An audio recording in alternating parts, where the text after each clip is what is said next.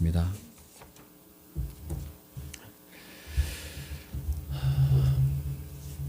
사도 바울이 쓴 이 편지들, 소위 바울서신이라고 합니다.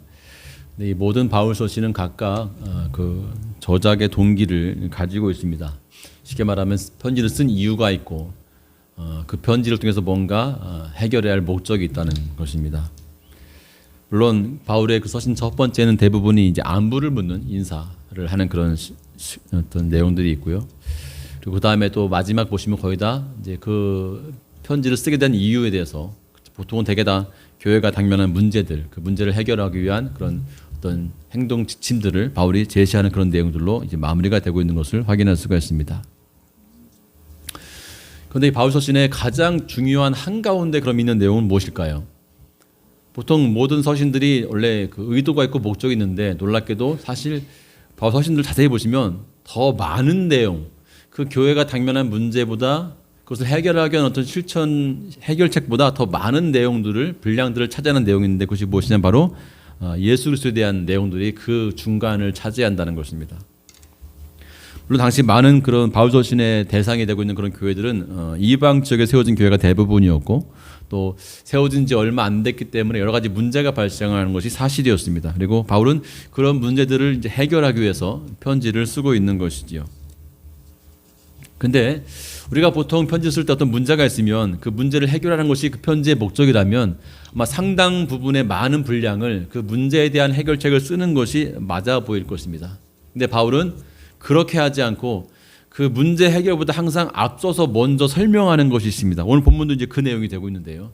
그러니까 에베소 교회에서 어떤 요구를 하기 전에 먼저 에베소 교회에게 항상 먼저 제시하는 그 그리스도의 복음과 또 그 예수님이 하신 일이 어떤 것인지를 항상 설명하는 부분들이 참 특징적입니다. 그래서 바울 서신을 보시면 다 동일합니다. 항상 어떤 문제에 대해서 해결책을 제시하기 전에 먼저 예수님의 그분이 누구신지, 그분이 하신 일이 무엇인지를 항상 먼저 언급하고 설명한 다음에 그다음에 문제 해결에 대한 실마리들을 언급하는 그런 방식으로 이어지고 있는 것이죠. 이러한 방식을 보면 바울이 어떤 교회 문제를 해결하고자 할 때, 다르게 하면 신자 개인의 문제를 어떻게 보면 풀어가고자 할 때, 바울은 당장에 그냥 바로 그 문제를 들여다보는 것을 하지 않고 항상 먼저 예수님에 대한 이야기를 먼저 한다는 것이 참 특징적이라는 것이죠. 이렇게 바울이 하는 이유는 뭐냐면, 그러니까 바울이 보기에 어떤 교회가 겪는 문제, 더 근본적인 문제는 어디에 있다고 보는 것입니까? 예수님에 대한 정확한 이해가 부족하거나 예수님이 하신 일이 무엇인지를 모르는 경우에 그런 문제가 발생할 수 있다고 판단하고 있는 것이죠. 그러니까 어떤 교회가 직면한 문제, 어떤 신자가 당면한 문제는 그 문제 이면에 보시면 더 큰 문제가 있는데 그 뿌리에 뭐가 있냐면 예수님에 대한 이해의 부족이 자리하고 있는 것이 아니냐. 바로 이것이 바울이 서신을 쓰고 있는 되게 중요한 입장이라는 것을 확인할 수 있다는 것입니다. 그래서 바울은 어떤 교회가 문제에 직면할 때 그 문제를 먼저 언급하지 않고 먼저 예수님이 누구신지, 오늘 본문처럼 예수님이 누구신지 그를 통해서 그 십자가가 우리에게 어떤 일들을 가져왔는지를 항상 먼저 설명하는 것이죠. 항상 동일한 방식입니다. 예수님에 대한 이야기를 먼저 하고 그 다음에 문제를 풀어갑니다. 그러니까 우리가 쉽게 말하면 믿음의 삶을 살면서 어떤 문제를 겪을 때 동일한 방식으로 해결하면 좋은 것이죠. 이 문제를 어떻게 풀까? 이것 전에 먼저 예수님이 나에게 어떤 분이었지?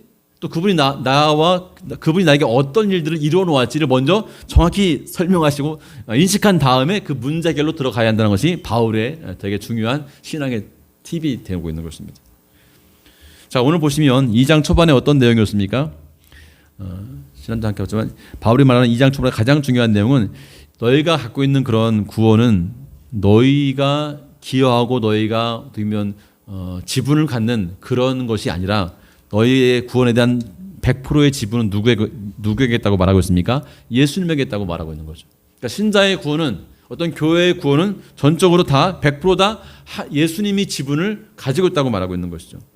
이 말인즉 구원에 관한 신자들 그 누구도 자기 직분을 주장할 수 없다. 자기의 어떤 지분을 주장할 수 없다는 것입니다. 내 구원, 내가 어떤 기여한 바가 있지 않을까? 없다는 것입니다.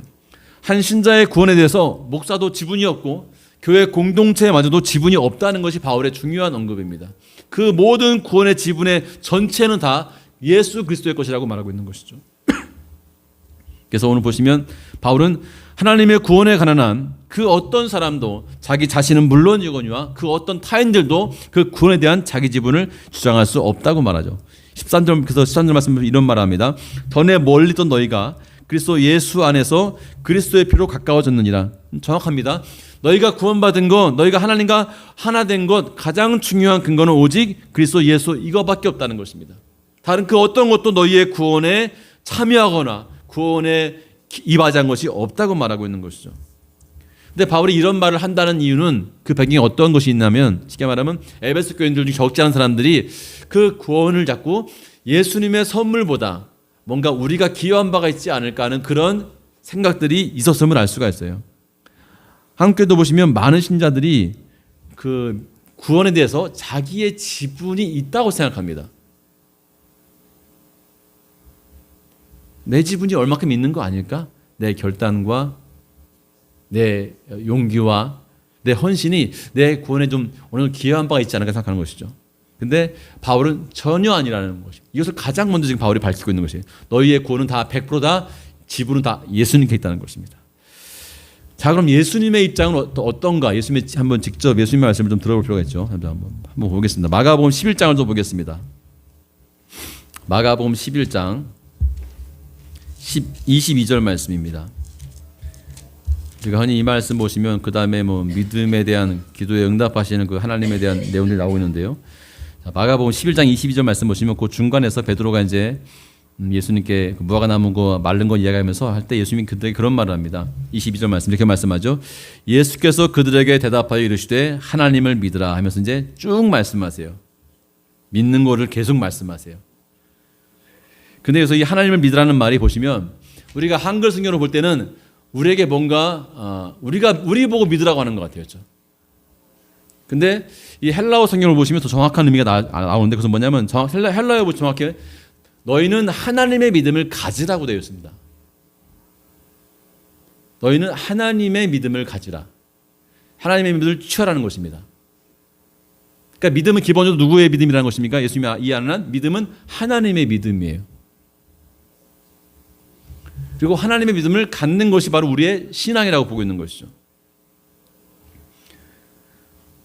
근데 제가 한번 설명했지만 예수님이 이렇게 명령으로 말씀할 때는 항상 이게 뭐라고 말씀했습니까? 명령을 나쁘게 하는 가장한 명령을 빙자한 쉽게 말하면 하나님의 약속이라고 제가 설명드렸습니다. 모든 명령은 다 그런 것입니다. 예수님 말씀하는 것 마찬가지로 모든 명령조의 말씀들은 다 예수님의 약속이에요. 그러니까 이 말은 무슨 말씀이냐면 하나님을 믿으라고 말할 때 이 말의 정확한 의미는 내가 너희에게 하나님의 믿음을 가지게 하겠다는 약속을 하고 있는 것입니다. 그러면 어떤 일들이 벌어진다는 것입니까? 그 다음의 내용들이 벌어진다는 것입니다. 그래서 이 산을 옮기는 거 사람이 할 수 있는 일이 아니잖아요. 하나님이 하시는 일들이에요. 바로 그것이 하나님의 믿음으로 하나님의 일이 이루어진다는 말씀을 지금 예수님께서 하고 있는 것이죠. 그러니까 다시 한번 에베소 돌아오시면 마찬가지입니다. 에베소 말씀 보시면 바울이 지금 그런 기조에 서 있는 거죠. 그러니까 믿음은 기본적으로 누구의 것입니까? 하나님의 것이에요. 너에게 믿음이 있다는 것은 누가 믿음을 준 것입니까? 하나님 믿음을 주었다는 거예요. 누구를 통해서? 예수를 통해서 주었다는 것입니다. 그래서 그 믿음과 그 믿음으로 인한 구원은 전적으로 다 하나님께 지분이 있는 것이고 예수님에게 지분이 있고 우리는 아무런 지분이 없다는 것입니다. 이게 왜 중요한 문제인가? 여러분, 왜 구원에 대해서 우리 지분이 없는 게 그걸 밝히는 게 중요한 것일까요? 왜 이 믿음과 구원의 지분이 전적으로 하나님께 있음을 왜 밝히는 게 중요할까요? 이게 그렇게 중요한 문제였을까요? 중요한 문제라는 거예요, 바울이 볼 때는. 그래서 계속 지금 보시면 오늘 본 보시면 되게 여러 번 설명합니다. 자, 왜 중요한 것인가를 이제 오늘 본문에서 함께 보겠습니다. 한국 교회가 적지 않게 힘들어진 이유가 이 중에 하나가 있다면 그것은 바로 믿음에 대한 자기 지분을 사람들에게 있는 것처럼 설명해서 그렇습니다.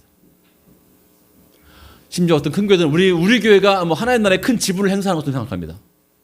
우리의 헌신이 하나님의 나라를 뭐 빨리 앞당기기도 하고 우리 헌신하자면 하나님의 나라가 느리게 임하는 것처럼 생각합니다. 우리가 빨리 선교 나가면 뭐 세계가 빨리 복음화되고 우리가 선교 나가지 않으면 복음화가 안 된다고 생각합니다. 근데 우리가 아는 개신교의 가장 중요한 이 선교 개념에서 선교는 다 하나님이 하시는 것입니다. 하나님이 하시고 하나님 다 이루시는 거예요. 그래서 우리가 그 구약 명칭을 미시오데이라고 해서 하나님의 선교예요. 사람 거기 뛸 틈이 없어요. 근데 참여가 초청을 주면 참여하겠지만 우리는 절대 메인이 아닌 것입니다. 바울이 그 말을 사실 지금 하고 있는 것입니다. 그래서 바울은 하나님의 믿음을 가지라. 너희의 구원은 하나님이 주신 선물이지 너희의 기여한 바가 없다는 것입니다. 그래서 바울은 어떻게 설명하냐면 오늘 14절 말씀 보시면 이렇게 말씀하죠. 그는 우리의 화평이신지라 둘로 하나를 만드사 원수된 것 곧 중간에 막힌 담을 자기 육체로 허시고, 똑같은 말을 16절 말씀에서 한 번 더 하시죠. 또 십자가로 이 둘을 한 몸으로 하나님과 화목하게 하려 하심이라 원수된 것을 십자가로 소멸했다. 여기 두 개가 있죠. 육체로 헐었다는 말이 나오고요. 담을 허물었다. 그다음에 16절 보시면 십자가로 완전히 소멸, 제거시켰다. 델리트했다는 것입니다. 예수님은 우리로 하여금 어떤 하나님과 우리 사이를 막고 있는 그 가운데 있는 어떤 화목을 방해하는 그 담을, 다르게 말하면 죄악이라고 할 수 있겠죠. 그 담을 우리로 하여금 넘어서서 하나님과 화목하게 하신 게 아니라 그 담을 아예 다 없앴다는 거예요. 소멸과 허물을. 근데 다 자기 육체를 쉽게 말하면 산화시켜서 그 담을 다 없앴다는 거예요. 다 부수고 다 먼지로 만들었다는 것입니다. 이걸 누가 했다는 것입니까? 예수님이 했다고 말씀하고 있는 것이죠. 그러니까 우리의 구원은 예수님의 그 몸바쳐 하신 헌신과 희생으로 말미암아 사라지고 말았어요. 그 담이 다 없어진 것입니다. 확실하게 없어졌다고 말합니다. 그러니까 이 우리의 구원은 누가 하신 것입니까? 그 예수님이 하신 것이죠. 우리와 하나님을 화목하게 만든 것, 우리와 하나님을 가로막던 담을 없앤 분이 누구예요? 예수님이에요. 우리의 막 열심히 있는 기도가 그 담을 없앤 것이 아니에요. 그 담을 흔든 것이 아니에요. 예수님의 몸이 다 사라지면서 그 담을 다 없앴다고 말씀하고 있습니다. 제거했다고 말씀하고 있는 것이죠. 이거 똑같은 말이 그 앞에 12절 말씀에도 한 번 더 나옵니다. 12절 말씀 중간에 이런 말씀이 있죠. 약속의 언약들에 대해서 너희는 원래 외인이었다. 이런 말이네요. 언약이란 말. 여러분, 언약이란 말이 우리는 별로 그냥 중요하지 않을 수 있지만 이스라엘 사람들은 언약을 무지 중요한 말로 이해하고 있죠. 각인합니다. 언약이란 말은 되게 중요한 말이에요. 아브라함도 들었던 말이고 아담도 들었던 말이고 다 언약이란 말을 들어요. 언약이 무엇입니까? 하나님이 아브라함을 구원하겠다고 약속을 체결하는 것이죠. 언약이라고 합니다. 근데 이 언약이 이루어지는 방식이 참 재밌어요. 되게 중요한 언약의 특성입니다.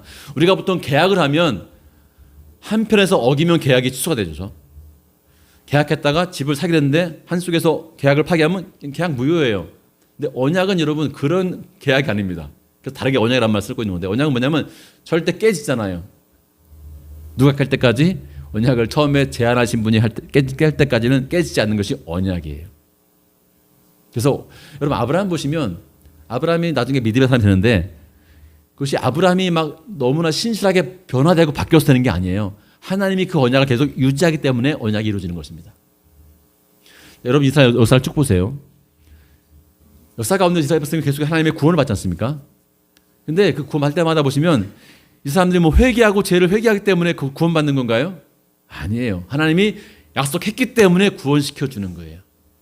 그럼 출애굽 보십시오. 마찬가지입니다. 하나님이 아브라함과 한 언약을 기억하사 출애굽을 구원을 시키는 것이죠.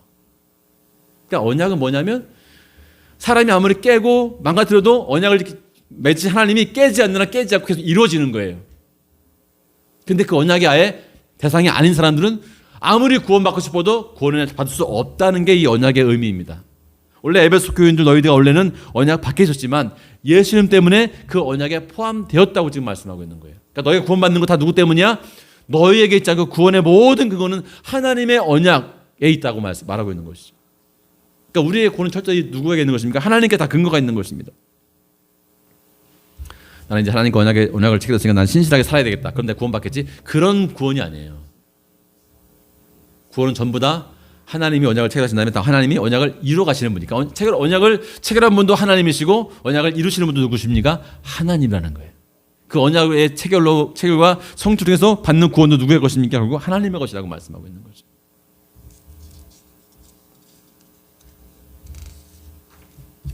그래서 오늘 14절과 16절 말씀을 계속해서 그 십자가가 바로 그렇게 우리와 하나님 사이의 담을 허물었다고 강조하고 있는 것입니다.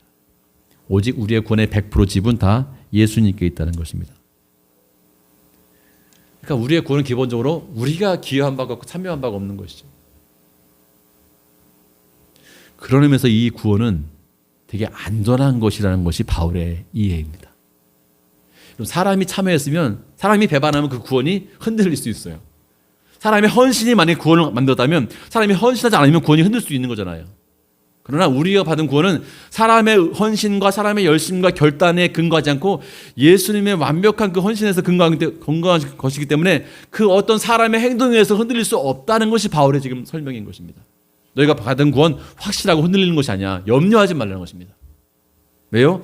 애초부터 그 구원의 근거가 사람에게 있지 않고 다 예수님에게 있기 때문에 그분이 그것을 번복하지 않는 한 그 구원은 흔들리지 않고 가장 안전한 구원이라고 말하고 있는 것이죠. 그러니까 이런 말이죠. 에베소 교회 신자들아, 너희가 받은 구원은 지금 완벽하게 보호받고 있어. 왜요?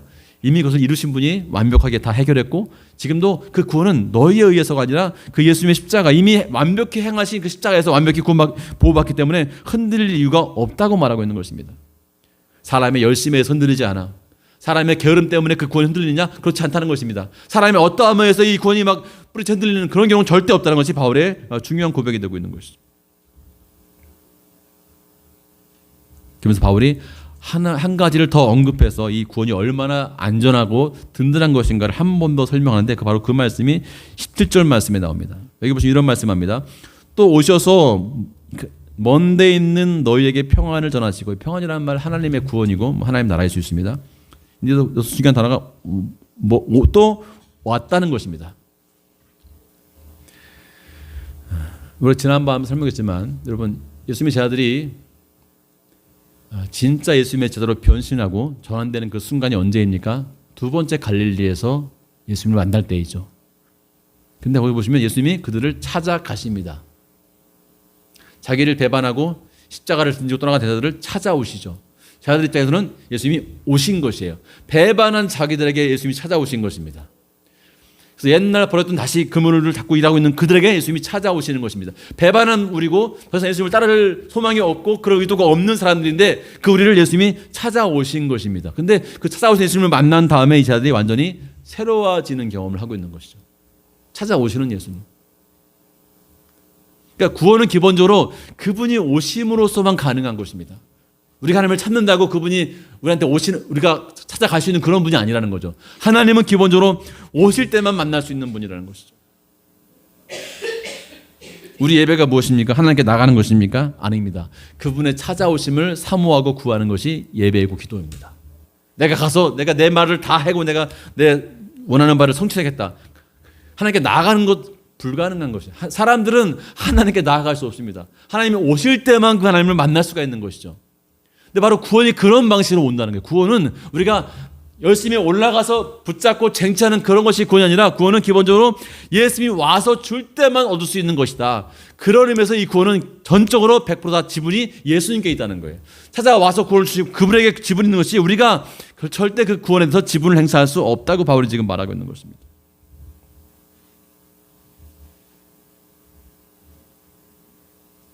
근데 하나 특이한 것은 예수님이 그럼 어떤 사람에게 찾아가시는가? 지난주에 함께 했지만 바로 그렇게 자기 힘으로 자기 결단으로 예수님을 따라갔다가 처절하게 실패한 경험을 가진 사람들에게, 바로 그 제자들에게 예수님이 찾아오신다는 것입니다. 근데 많은 분들이 자꾸 화이팅을 믿는 생각해요. 화이팅. 뭔가 해보자를 믿는 생각합니다.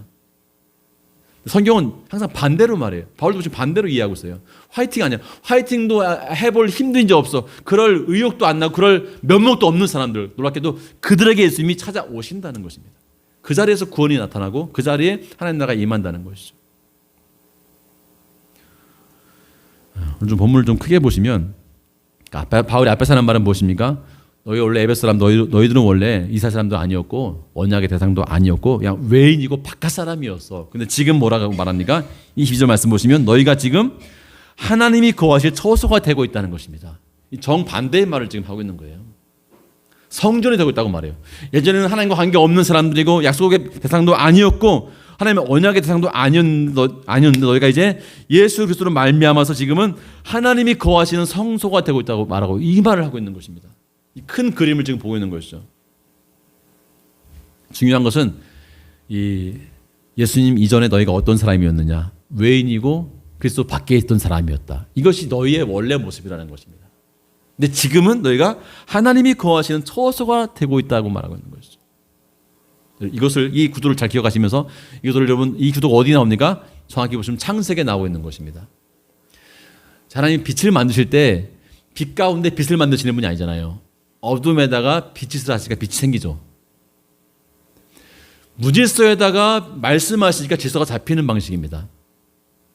혼돈한 가운데 하나님 말씀하시니까 질서가 서는 것이죠. 이것이 하나님의 창조의 방식인데 오늘 이 본문의 말씀 보시면 동일한 방식이에요.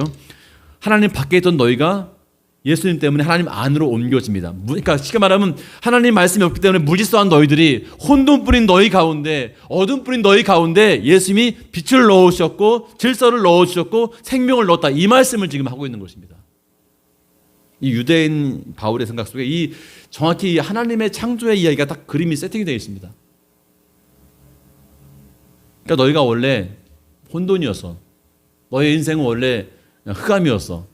근데 그것을 정확히 인지하고 인식하는 자기 주님이 찾아와서 너희의 흑암과 혼돈 가운데 말씀을 주고 생명을 공급해서 그것을 질서 있는 공동체로 우주로 만들었고 심지어 세상으로 만들었다고 말씀하고 있는 것이죠. 자세히 보시면 예수님은 건강한 자에게 그래 너 건강하니까 내가 복을 줄게 영원히 죽지 말아라 이렇게 하시는 분이 아니었어요. 그렇죠? 복음서에 보시면 당장에 걷지 못하는 자를 걷게 하시는 분이에요. 잘 걷는데 더 빨리 걷게 해줄게. 그렇게 하시는 것이 복음이 아니라는 거예요.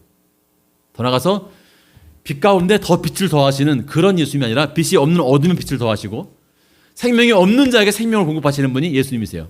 너 건강한데 근육을 더 붙여줄게. 그런 예수님이 아니라는 거예요.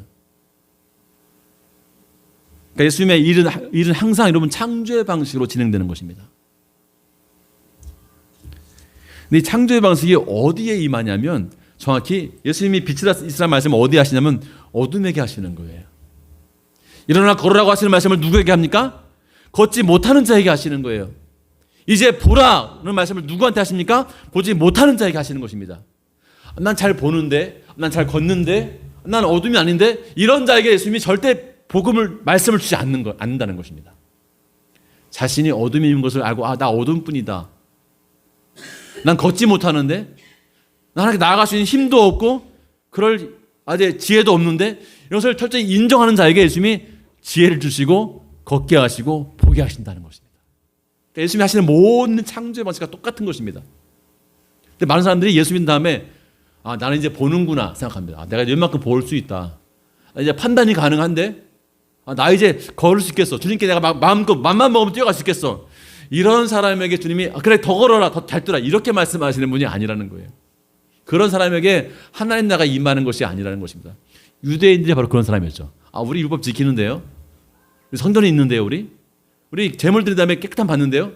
그래 그냥 계속 그렇게 살아라는 거죠. 근데 이방인들 병자들에게 보지 못한다고 말하고 심지어 죽었다고 슬퍼하는 자들에게 확실히 죽은 그들에게 다가가서 주님은 나오라고 말씀하시고 빛을 주시는 것을 행하시고 있는 것입니다. 그러니까 단순하게 말하면 이것이죠.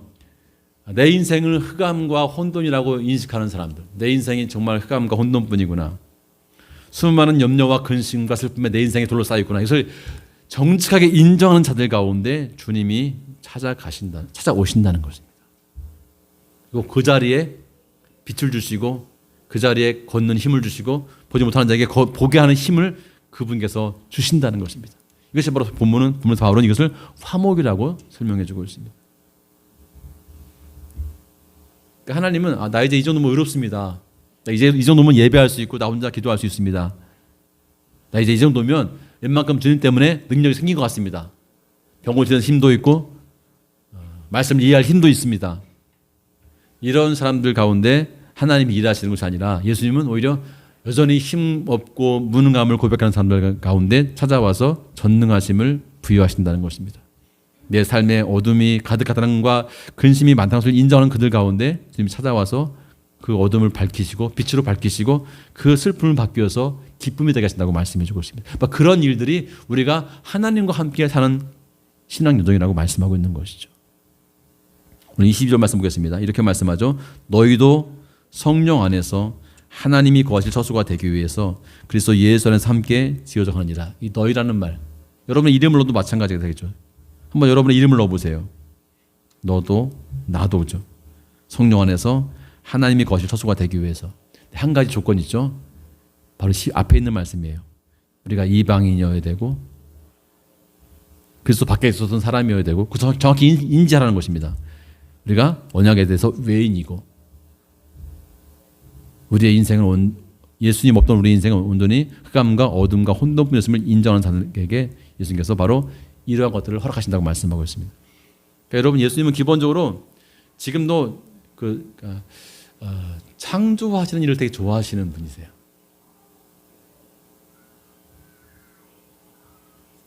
자, 우리 한번 이사야 61장을 보겠습니다. 이 말씀을 한번 좀 마무리하겠습니다. 이사야 61장. 요즘에 통독 중에 이사야를 보고 계시죠? 네, 이사야서 61장을 좀 보겠습니다. 3절 말씀입니다.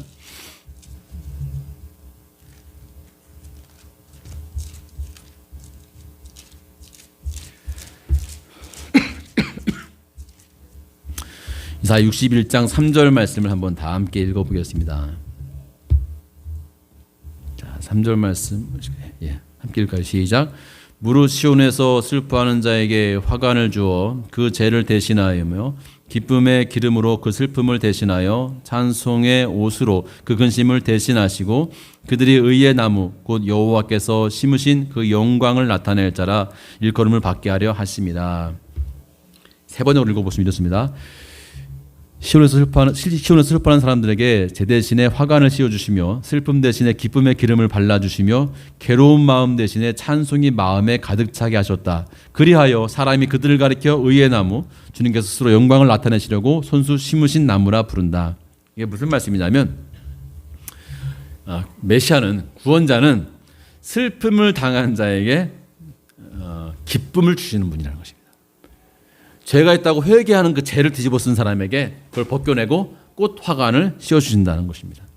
그다음에 슬픔을 느끼는 자에게 인생의 슬픔을 느끼고 고백하는 자에게 기쁨의 기름을 발라주실 것이라고 말합니다. 그리고 괴로운 마음을 가진 자의 마음을 바꾸어서 찬송이 되게 할 거라고 말하고 있는 것입니다. 정반대의 하시는 거죠. 나 기쁘다 이런 사람에게 예수님은 아무런 일을 못 하십니다. 나 슬프다 이 사람에게 예수님이 뭔가 하실 수 있는 여지가 있는 거예요. 나 죄가 없는데 이런 사람에게 하나님께서 하실 일이 아무것도 없는 거예요. 난 슬프다고 맨날 기뻐? 이 사람에게 하나님께서 하실 일이 없어요. 그러나 나 슬프고 힘들고 내 삶에 수많은 근심이 있음을 아는 사람들 이런 사람에게 예수님이 하실 일이 있는 것입니다. 여기 이런 빛 가운데 여러분 핸드폰을 켜도 빛이 이렇게 밝은지 모를 거예요. 근데 어둠 가운데 빛을 딱 켜면 엄청 밝잖아요. 바로 하나님이 그런 일들을 좋아하시는 분이라고 여러분 감지하셔야 됩니다. 그러니까 나는 밝아. 그런 사람에게 주님은 빛을 주실 이유가 없는 거예요. 근데 하나님 보시기에 모든 사람은 어둡다는 거죠. 절망에 있다는 것이죠. 그것을 인정하고 주님께 나오면 주님이 그 사람의 인생 가운데 빛을 주시고 질서를 허락하신다고 말씀해 주고 있습니다. 제가 지난주에 우리 인식참 형제 부부와 함께 제가 얘기를 좀 해서 바이블 공부를 했는데 거기서 이제 유자매 오빠도 같이 참여 좀 해서 이렇게 질문들을 많이 하더라고요. 그래서 자기들은 의심이 많다는 얘기를 해요. 우리 의심이 많아요. 그래서 의심 아니고 그건 질문이라고 제가 설명. 그건 의심이 아니라 질문이다. 질문이 많아야 된다. 지금 한국교회 이렇게 어려움이 온 이유는 질문 없이 예수 믿었기 때문에 그렇다. 제가 그렇게 설명했는데 질문이 있어야 답이 정확히 나오거든요. 질문 없을 때 답이 아무리 줘도 답이 안 돼요. 근데 질문이 나오면 답이 딱 오면 답이 되는 것이죠. 그래서 그렇습니다. 여러분 그 질문이 바뀌어서 믿음이 되는 것이다. 그 질문이 있어야 바뀌어서 그 질문이 하나님을 아는 지식으로 바뀌는 것이다. 저희 집사람이 어릴 때 질문 많다고 교회에서 책만 받던 아이였습니다. 너 왜 질문이 많아? 믿으면 되는데 자꾸 질문을 많이 하니? 그래서 되게 미움받던 학생이 우리 집사람 어릴 때 학생. 제가 중학교 이제 중학교 올라왔을 때 제가 처음 만났는데 그때 학생이었죠. 저는 질문을 받아주는 사람이거든요. 그래서 저 들어보면서 되게 놀랐대요. 뭐 저런 전사님이 다 있나? 믿으라고 하지 않네? 그래서 그랬어요. 그 질문을 먹고 믿음은 자라는 겁니다. 오늘 아까 그 이사야 말씀 무슨 말씀입니까? 쉽게 말하면 이거예요. 찬송은 근심을 먹고 자란다는 것입니다. 비슷한 말씀이죠. 슬픔이 있는 곳에 하나님이 기쁨을 주신다는 것이고 괴로운 마음을 가진 자에게 하나님이 즐거운 찬송을 마음에 채워준다고 말씀하고 있습니다. 그러니까 내가 지금 슬픈 마음이 있습니다. 근심의 마음이 있습니다. 그래서 정확히 고백하면 하나님이 그 사람에게 뭐예요? 오셔서 기쁨의 마음과 즐거운 마음을 채워준다는 것입니다. 그러니까 우리가 누군지를 정확히 인식하면, 깨달으면, 고백하면 예수님이 그 사람에게 찾아와서 그 사람에게 없는 것을 채우신다는 것입니다. 그것이 바로 구원이라고 바울은 지금 본문에서 말하고 있는 것입니다. 너희 에베소 교회 너희가 지금 받은 구원이 바로 그것이라는 것입니다. 그래서 그 구원은 전적으로 하나님이 주시는 거예요. 슬픔을 가진 기쁨이 있다면 기쁨은 누가 주신 것입니까? 하나님이 줬다는 것이죠. 어두운 내 삶이었는데 빛으로 바뀌었다면 그 빛은 누가 주신 것입니까? 하나님이 줬다는 거예요. 100%. 무중하고 무능한 나에게 지금 능력이 있다면 그 능력은 누가 주신 것입니까? 전 100% 하나님이 줬다는 것입니다. 바로 이런 고백을 가진 자들이 바로 하나님의 백성이 하나님의 자녀라고 바울은 지금 본문에서 우리에게 알려주고 있는 것이죠. 바로 말합니다. 너희가 지금 하나님의 처소로 되고 있다는 것입니다. 자, 한 가지만 말씀드리고 말씀 마치겠습니다. 여러분, 하나님의 처소, 하나님의 처음 처소가 어디였습니까? 성경에 보시면 하나님의 처음 처소는 이스라엘 백성과 관계에서 보시면 광야였습니다. 광야는 아무것도 없는 곳입니다. 사람이 거물도 세우지 않은 곳이 광야고, 사람이 샘물도 팔 수 없는 곳이 광야고, 사람의 어떤 그런 인공물도 허락하지 않는 곳이 광야입니다. 근데 거기에 하나님께서 성막을 치게 하십니다. 하나님의 집이라고 말씀하세요. 우리말로 말하면 빈 땅이에요. 사람의 수고와 사람의 노력과 사람의 아무런 성취물도 없는 그 땅에 하나님이 자기 집을, 성전을 세우신 것입니다. 성소를 세우신 것이죠. 우리 인생도 마찬가지입니다. 하나님, 제 인생을 잘 보세요. 하나님이 쓰실 만한 지혜가 저한테 많이 있습니다. 하나님이 쓰실 만한 제가 열심도 있는 사람이고, 하나님이 사용하고 하나님이 집을 쓸 만한 의의 기둥이 난 많습니다. 이런 사람에게 하나님이 성소를 세우실 분이 아닙니다. 그거는 가짜라, 잘못된 고백이라는 거예요. 하나님, 나는 의의 기둥은 정말 아무것도 없고, 나는 하나님이 쓸 만한 어떤 건너지 있는 그런 성전을 세울 만한 재료가 아무것도 없어요. 그냥 빈 땅일 뿐이에요. 아무것도 없어요. 그게 진짜 고백이라는 것이죠. 그러냐? 거기에 하나님께서 자기의 거처를 삼으신다는 것입니다. 여러분, 히브리인들이 왜 구원받습니까? 히브리인들이 왜 하나님의 백성이 되었습니까? 아무것도 없는 자들이라는 거예요. 너희는 아무것도 없다. 세상 그 어떤 사람도 그 히브리 민족의 왕이 되고 싶어 하지 않습니다. 아무것도 없는 자의 노예일 뿐이거든요. 하나님이 그 아무것도 없는, 땅도 없고 자기네 왕도 없고 그런 자들에게 내가 너희의 왕이 되겠다고 말씀하시는 것입니다. 그런 방식으로 하나님 우리의 왕이 되시고 우리의 구원자가 되시는 것입니다. 그렇다면 여러분, 그 이후로도 계속 우리가 무슨 고백을 해야 됩니까? 우리에게 하나님이 왕인 이유가 무엇이겠습니까? 우리가 아무것도 없는 자이기 때문에 그분이 왕이신 거예요. 우리가 의로움이 없기 때문에 그분이 의로로 와 있는 것이고, 우리가 슬픔밖에 없는 존재이기 때문에 그분이 기쁨으로 와 있는 것이고, 그래서 우리는 원래 빈 터이고 아무것도 없는 터이인데, 광야일 뿐인데 주님 거기에 자신의 스스로를 세우신다고 말씀하고 있는 것입니다. 오늘 우리가 바라기는 여러분 한 사람 한 사람이 믿음의 삶을 살아가면서 여전히 나는 빈 땅임을 고백할 수 있기를 바라고, 그 빈 땅의 고백을 항상 유지하십시오. 그런 자들 가운데 주님은 찾아오셔서 하나님의 성소를 삼으시겠다고 말씀하시는 것입니다. 그 과정이 평생 우리가 이 땅에서 경험해야 할 믿음의 과정인 것입니다. 근데 많은 분들이 하나님 쓸만한 자꾸 뭔가 믿음을 자꾸 준비하려고 해요. 하나님이 뭔가 쓸만한 벽을 준비하려고 하고, 그죠? 아니라는 거예요. 우리는 그것도 준비할 수 없는 자입니다. 가진 것이 없는 자입니다. 이런 고백을 할 때마다 하나님은 그 사람의 인생 가운데 기쁨을 채우시고 즐거움을 채우신다고 말씀하고 있습니다. 여러분, 그 은혜를 경험하는 우리의 삶이 되기를 간절히 바랍니다. 함께 찬양하시겠습니다. 오늘 함께 하실 찬양